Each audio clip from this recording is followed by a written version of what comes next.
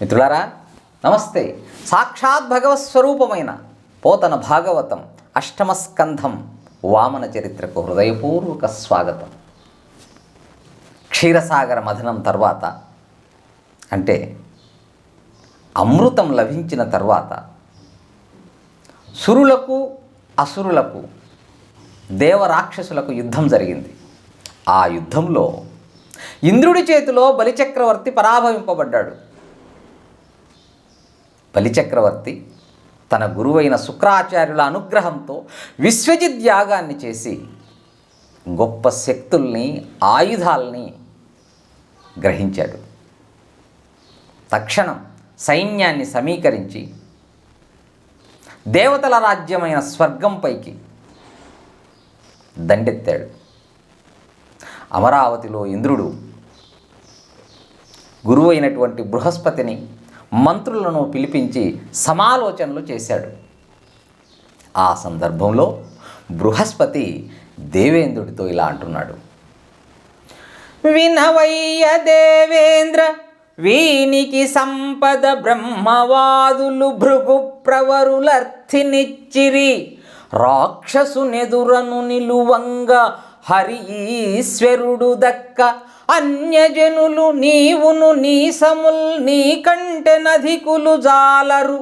రాజ్యంబు సాలు నీకు విడిచిపోవుట నీతి విబుధ నివాసంబు. విమతులు నలగెడు వేళ సూచి మరలి మరునాడు వచ్చుట మామతంబు. విప్రబలమున వీనికి వృద్ధి వచ్చే వారి గై కొనకిట మీద వాడి సెడును. తలగు మందాకరిపు పేరు తడవవలదు. ఓ ఇంద్రా వినుము, బ్రహ్మవేత్తలైన భృగువంశ బ్రాహ్మణులు బలిచక్రవర్తికి బల సంపదను సమకూర్చారు.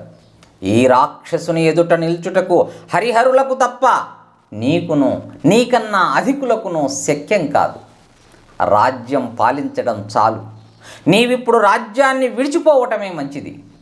విరోధులకు అంటే ఈ రాక్షసులకు కష్టాలు వచ్చినప్పుడు పసిగట్టి అప్పుడు మళ్ళీ అమరావతికి చేరటం మేలని నా అభిప్రాయం. వేద పండితులైన విప్రుల వాగ్బలముచే వీడికి ఇంతటి శక్తి సమకూరింది. కొన్నాళ్ళు పోయాక వీడు ఆ బ్రాహ్మణులను గౌరవించడు. అందువల్ల వీడి పరాక్రమం సన్నగిల్లుతుంది. అంతవరకు శత్రునామం కూడా స్మరింపక తొలగిపోవటమే మేలు అన్నాడు. ఇంకా అంటున్నాడు: పరుగెలువలయునుండెను సరిపోరగవలయునుండె చావలనుండెన్. సరిగెలుపు మృతియు దొరకమి సరసంబుగమున్న తొలగి చనవలెనుండెన్. ఎదిరించి శత్రువును జయించటమో లేదా వాడితో సమానంగా పోరాడటమో లేదా రణరంగములో వీరమరణం పొందటమో చేయాలి.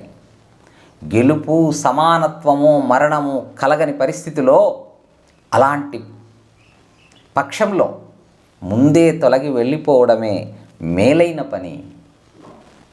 పరిస్థితులు అనుకూలించనప్పుడు ఉన్నవాటినే పట్టుకొని వ్రేలాడటం వివేకం కాదు. అహంకారం పనిచేయదు. పరిస్థితులు అనుకూలంగా లేనప్పుడు తప్పుకోవటం మంచిది. అనిన కార్యకాల ప్రదర్శియగు బృహస్పతి వచనంబులు విని కామరూపులై దివిజులు త్రివిష్టపంబు విడిచి తమ తమ పొందు పట్ల కుంజనిరి. బలియును ప్రతిభట వివర్జితయుగు దేవధాని నధిష్ఠించి జగత్రయంబును తన వశంబు చేసికొని విశ్వవిజయుండై పెద్ద కాలంబు రాజ్యంబు సేయుచుండే. శిష్యవత్సలులకు భృగ్వాదులతని చేత శతాశ్వమేధంబులు సేయించిరి తత్కాలంబున. దేవగురువైన బృహస్పతి ఏ పని ఎప్పుడు చేయాలో చక్కగా దర్శించినవాడు. ఇంద్రాది దేవతలకు సమయోచిత కర్తవ్యాన్ని బోధించాడు. ఆయన చేసిన ఉపదేశం విన్న దేవతలు తమకిష్టమైన రూపాలు ధరించి అనుకూలమైన తావులకు వెళ్ళిపోయారు. అప్పుడు శత్రువులు విడిచిపెట్టిన అమరావతిని బలిచక్రవర్తి సునాయాసంగా ఆక్రమించాడు.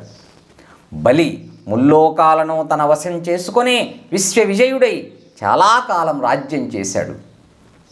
శిష్యులపై వాత్సల్యం కలిగిన శుక్రాచార్యులు మొదలైన గురువులు అతని చేత 100 అశ్వమేధ యాగాలను చేయించారు. అర్థుల్ వేడరు దాతలుంజెడరు సర్వారంభముల్ వండు ప్రత్యర్థుల్లేరు మహోత్సవంబులను దేవాగారముల్ ఒల్చు పూర్ణార్థులు విప్రులు వర్షముల్ గురియు కాలార్హంబులై ధాత్రికిన్ సార్థంబయ్య వసుంధరాత్వమసురేంద్రాధీసురాజ్యంబునన్. బలిచక్రవర్తి రాజ్యంలో యాచించే దుస్థితి ఎవ్వరికీ లేదు. దానమిచ్చే దాతకు లోటు లేదు. సకల పంటలు సానుకూలంగా పండేవి. శత్రువులు లేరు. దేవాలయాలలో మహోత్సవాలు వేడుకలు అద్భుతంగా జరిగేవి. వేదవేత్తలైన బ్రాహ్మణులకు కోరికలన్నీ తీరేవి. సకాలానికి సరి అయిన వానలు పుష్కలంగా కురిసేవి. భూమికి వసుంధర అంటే బంగారును ధరించేది అనే పేరు సార్థకమయ్యింది. అంత తన తనూజుల ప్రోలు ధనుజులు గొనుటయు వేల్పులెల్లనుడాగ వెడలుటయును భావించి సురమాత పరితాపమున బొంది వగననాథాకృతి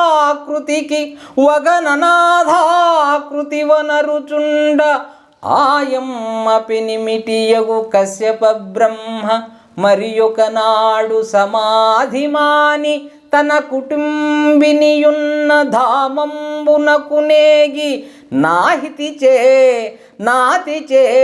విహితార్చనములు వడసి వంది వ్రాలి కంది వాడిన ఇల్లాలి వదన వారి జంబు ఒడుపు జూచి చేరదిగిచి మగువ చిబుకంబు పుడుకుచు వారి జాక్షి ఏలవగచెదనుచూ.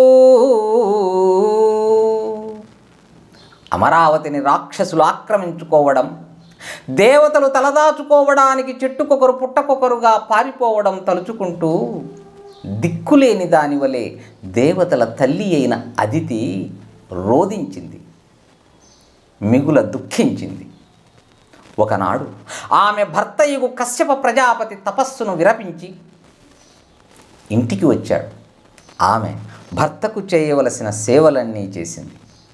ఆమె ముఖము విచారముతో కందిపోవటాన్ని గమనించిన కశ్యపుడు ప్రేమగా ఆమె చుబుకాన్ని పట్టుకొని ఓదార్చి, ఓ కమలాక్షి, ఎందుకిలా బాధపడుతున్నావు అంటూ అమ్మహాత్ముండిట్లనియే ఆ కశ్యప ప్రజాపతి ఈ విధంగా అన్నాడు.